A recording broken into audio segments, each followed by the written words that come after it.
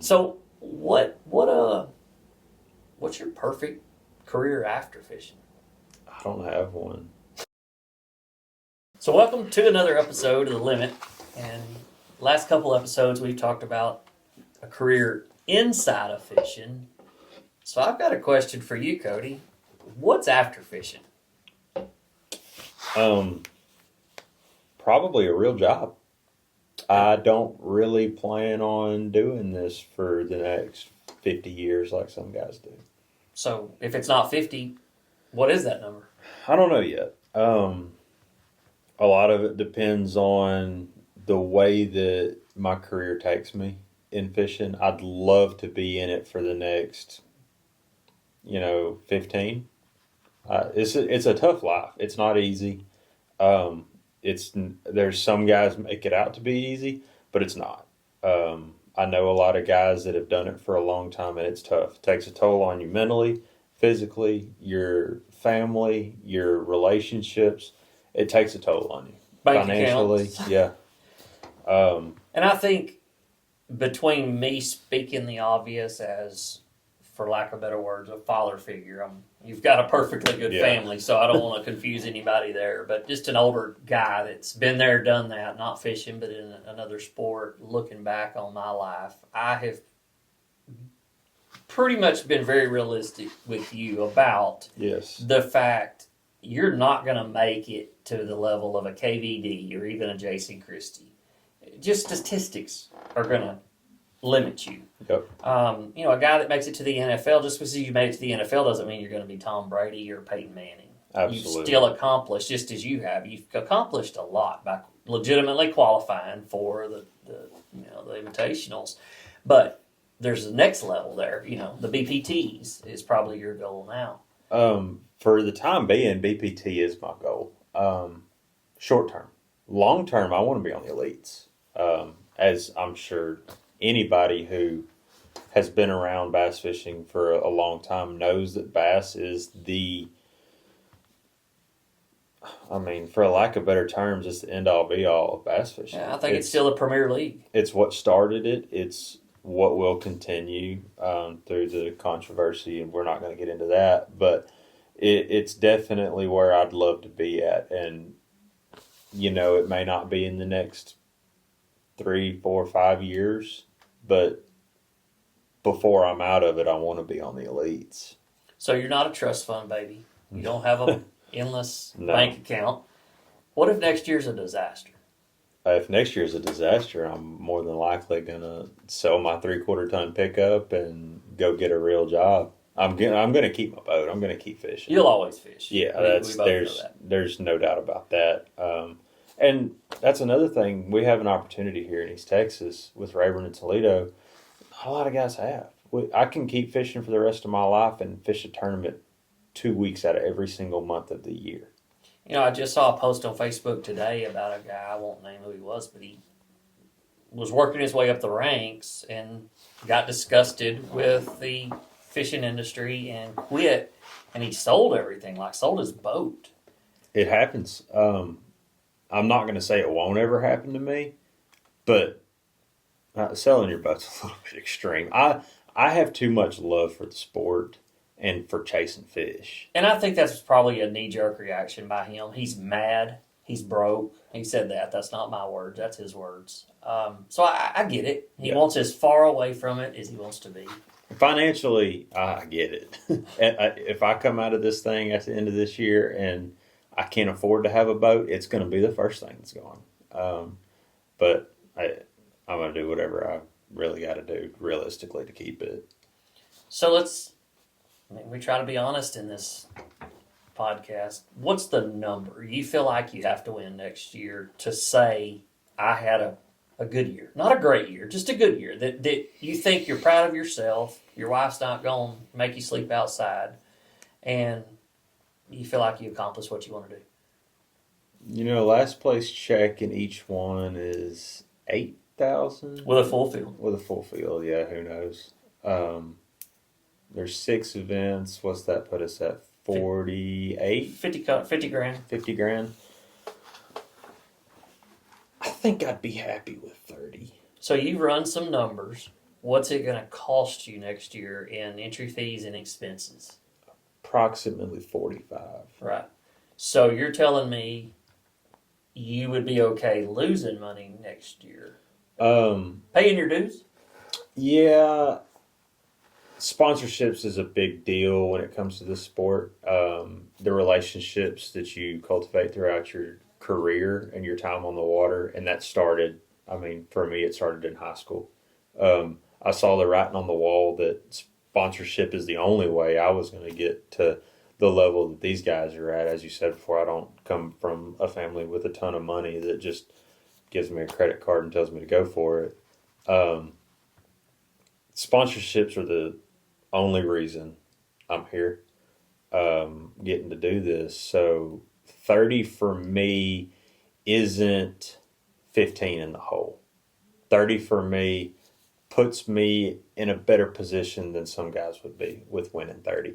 So that puts some money back in my pocket. That covers, by no means, I don't have everything covered this year. I'm going to be coming out of pocket for a good bit. But 30 in winnings puts some back in my pocket, allows me to fish, some Toyotas throughout the season, maybe a BFL or two if I want to go fish for my entry fee back again. But more experiences is what I'm getting with that. So I would say 30 grand. And if I win 30 grand, then I'm going to be well inside the top 75 cut. Not like I wouldn't get an invite back if I was 151st in a 150 boat field anyways. So, I mean, I kind of take that as if you come home at the end of the year and you don't have any credit card debt. Yeah.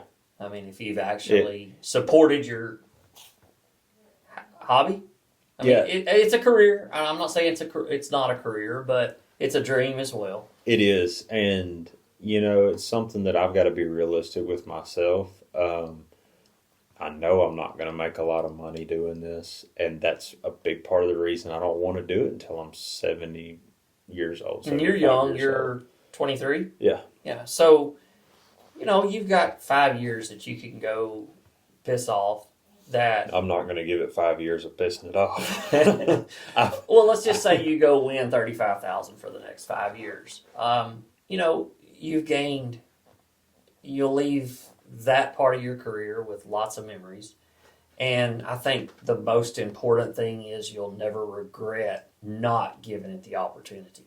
That's something that you and I spoke about, back in June when this was fresh, when I had finished in fourth in the points for the Toyotas and qualified for it, or knew I was going to get the invitation for it. And I think it scared the hell out of me. It did. And I very vividly remember saying, maybe I should have just finished in 11 and not had to worry about this. And I could go to work in 2 weeks like I planned with the company that I was going to go to work for.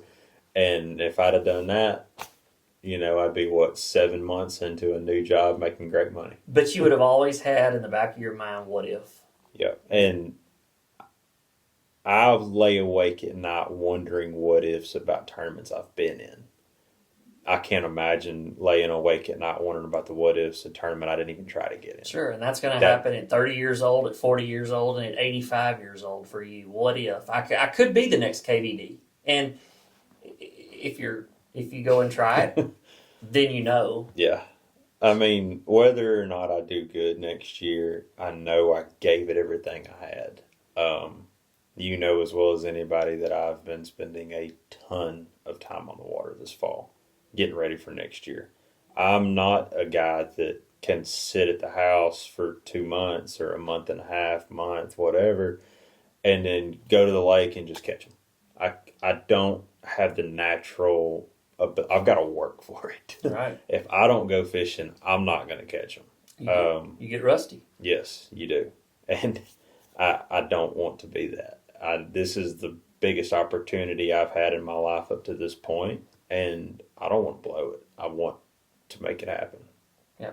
But like I said, I think even if, in your terms, if you do blow it, I think there's still something to be said about it. You can always, that's something they can never take away from you is, hey, first of all, you qualified. That's something that 98% of us will never do, that do want to try. And then, you actually gave it a shot, and you chased that dream, and that's something that I think everybody should be proud of, because I don't care who you are, you always have a dream, and so many people never get the opportunity to chase that dream. And here we are, 2 months away from kicking off that dream at Rayburn. Yeah, that second week of February is coming quick, and I'm very excited for the next month of pre-fishing before the off limits begins. And the off limits time is going to be weird for me. I've never fished a tournament on a lake that I'm this familiar with and been told you can't fish for 30 days straight out there. It's going to be different. I'm very excited for it because I'm going to go do a lot of fishing on a lot of other lakes. But every day I go to whatever lake, it's going to be in the back of my head of what they're doing. Would you feel better if the first tournament of your pro career was not on your home lake? Absolutely. Get the jitters. Absolutely. Over with. I won't sleep for at least all of practice. More than likely half of January, I won't get much sleep. But let me just go ahead and say I'm very thankful the first one's not in Florida, because me and Florida, we don't jive very well. Your dream will be crushed immediately.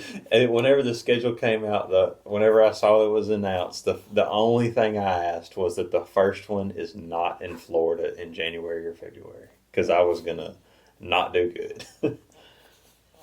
So what's your rooming situation? Have you figured out who you're going to room with? Yeah, I'm going to room with a buddy of mine that lives down in the Houston area. We're going to split a hotel. We think he's pretty much on the same page as me. We're both going to be trying to cut costs at every chance that we can get. Like what?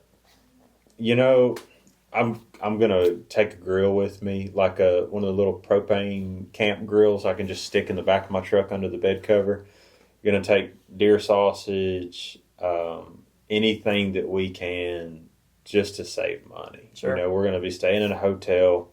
I really considered getting one of the slide-in truck campers, but you got to have money up front for that, and that's not in the budget. And splitting a hotel room, I assume you're not going to go stay at the Marriott. No. You're going to find the local, maybe not dives, but the $125 a night rooms. We already found a room that I sent him a few weeks ago for the second tournament in Georgia. It's a cabin, actually, for under $100 a night. Oh, wow. And, splitting that between two people, $50 a night. For having a place that you don't have to worry about your stuff at, you can't beat that. No, that's dirt cheap. Yeah, it'll be a great time out there with him. We've been buddies for a while. Kind of grew up fishing the same lake, same areas, everything of that nature. But the travel scene isn't really new to me. Through college, we did a ton of traveling. What is going to be new is thinking and having to make smart decisions money-wise. Not going out to restaurants and not spending a lot of money at the tackle shop, and actually looking how much the price of fuel is at the local convenience store, maybe driving into town to buy it where it's 12 cents cheaper instead of buying it at the mom and pop restaurant or convenience store on the water. Yeah, there's a lot of things that go into the fishing that for somebody that doesn't have a ton of money. You're telling me you're starting to be an adult. Yeah, trying to be. Welcome. It doesn't get a whole lot better until you get my age, and then maybe it's because we're at the top of the hill, and you're starting to go crest. over the hill. Oh man! So what's your perfect career after fishing? I don't have one. I guess my perfect career after fishing would be to get a job that allows me to be off a decent bit for fishing. It's going to be a job you can't be off all the time, but enough that I can fish maybe one or two of the big events that come to Rayburn, like maybe one Toyota or a Toyota and Open or something along those lines. More sales related job. I highly doubt it. Whatever comes along. Yeah, anything. You know, I've had several different jobs throughout my life, and Yeah.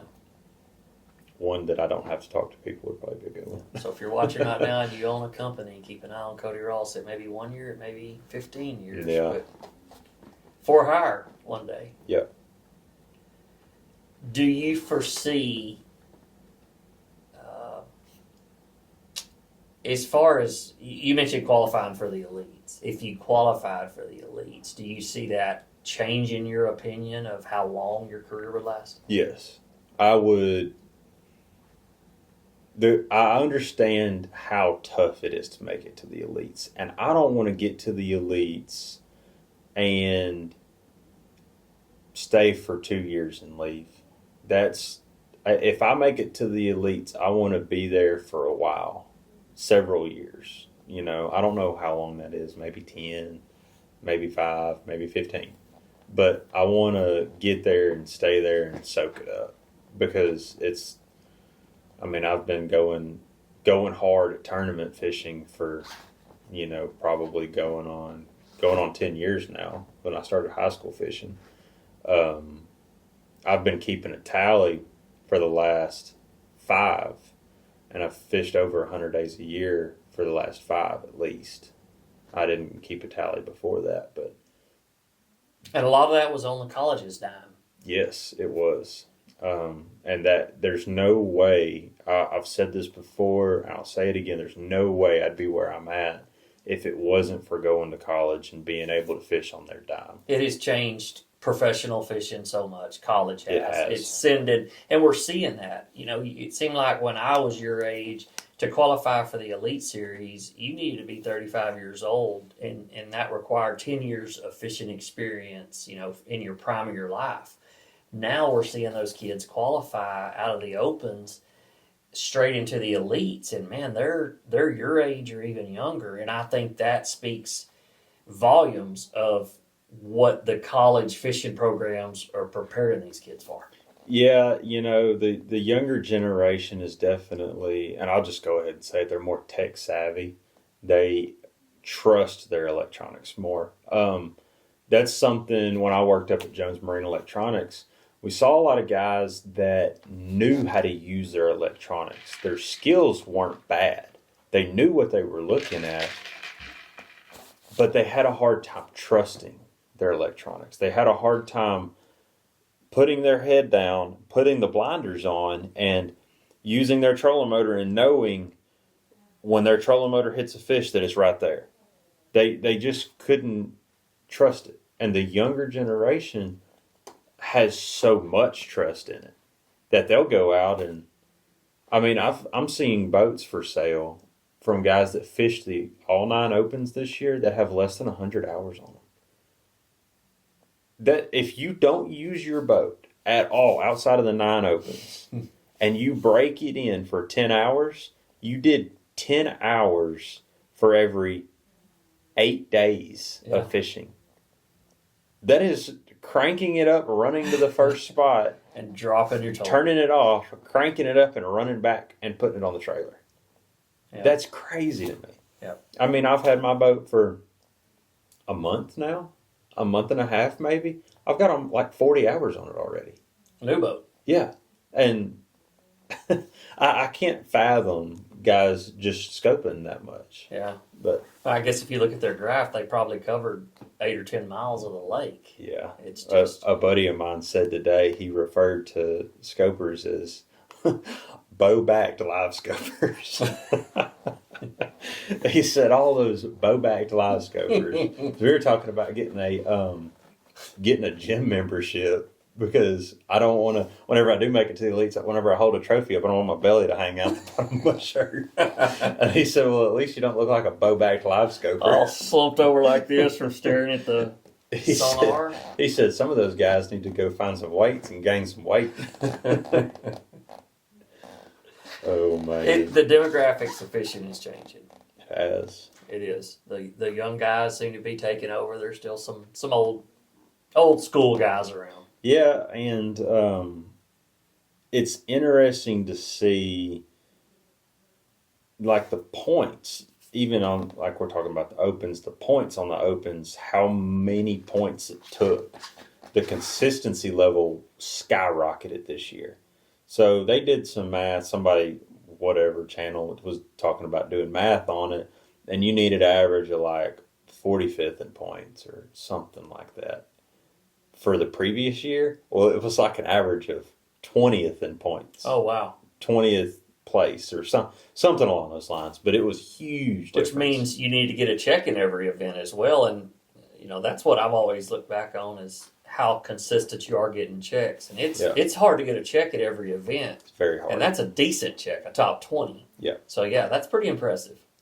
Yeah, and, going back to what we talked about a minute ago, what would be a successful year for me, getting 30,000, that's what, 3 checks?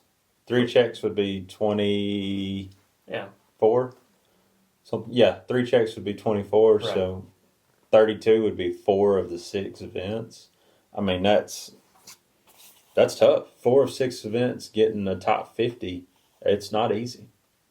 Your career after fishing is not going to be being a math teacher. I can tell that. No, it won't. Well, man, we wish you the best, obviously, and we'll continue on this podcast. Yep. Following the dream or the nightmare. After every event, we will have an intervention. Yes. And it'll be something to see. It will be the good, the bad. Somebody might get hollered at. Who knows? Because, tempers flare whenever there's a lot on the line. For sure. And you add in stress of the financial situations, and you think, well, why did so-and-so get mad because that guy was on his fish? Well, basically, he's sitting on his pot of money. And because that's what it boils down to, is y'all are all out there for the money. Yeah. And as money gets tighter, tempers get shorter. It's every single year. At the beginning of the year, everybody's happy. And by the last tournament, people are starting to get upset about certain things. And certain issues get brought up more and more. And it all revolves around guys not catching them as good or struggling a little bit that year. It's all the time. It never ends. It's a pinch. You not only get thinking about your financial situation, you're watching that checking account dwindle. If you're not performing well, you're worried what your sponsors think. So you're already thinking about next year. And then I think there's also the factor of what are the people at home thinking? And that's the part you have to block out of your mind. Now, if it's your wife, that's probably a little different. You need to respect that opinion. But if you're worried about your fans at home, that's something that you have to block out. Yeah, it's but it's hard. Public opinion. Anytime you're doing something like we talked about, you got to put a lot of content out in this sport to raise your value to your partners, to the relationships that you have. And anytime any content goes out, somebody's going to be not happy about it. Every single time. You've got to learn to just not worry about it. And a thick skin is a requirement, no doubt. Yes, it is. It's tough sometimes because some people, bug you about it. And it's happened to me already with a little bit that we've been doing. Yeah. But it's just part of it. And just to give everybody that's watching a little bit of insight too, that was one thing that we agreed on in the beginning is how are we going to make this podcast a little different from everybody else? And I told you I'll do it, but I'm not going to throw you big butterball questions. Yeah, it's going to be tough. I'm going to embarrass you when you need to be embarrassed. I'm going to ask the hard questions. I'm not going to pick on you. Too bad. Maybe a little bit. But I think it's more of a reality show or a reality podcast. Yeah. Is what people can look forward to seeing from us, and give you a little more insight and more reality of what life on the road is fishing. We're going to try to break down some of the real expenses. Right now, you can project them, but we also want to come back and I'm going to ask you, how much do you spend on fuel? Why did you only spend this much? And so on. Something I've done at previous tournaments already is keep a spreadsheet of all my expenses for food, gas, hotel, tackle, anything that breaks, anything. I keep a tally of all my expenses from the time I leave home to the time I get back. And that's something that we're going to show you guys. We're going to actually put it up on the screen and let you see exactly what we're going through, what happened, and explain all the expenses down to the penny. I mean, we don't have a problem just being completely transparent about it. It's not an easy sport to be in. I don't know that anybody that actually fishes professionally has ever broke down something to the penny like that. They might have talked about it a little bit here and there, but we're going to show it all to you. Yeah, and it is what it is. Yeah. And I think we're doing justice to the kids that are coming up wanting to be professional fishermen. Yeah, they need to know how much it costs. Yeah. It's not cheap. They need the insight into the career. If they're going to make it a career, they need to know what comes along with it. That's what we're going to try to do. The good, the bad, and the ugly. Absolutely. On the limit. On the limit.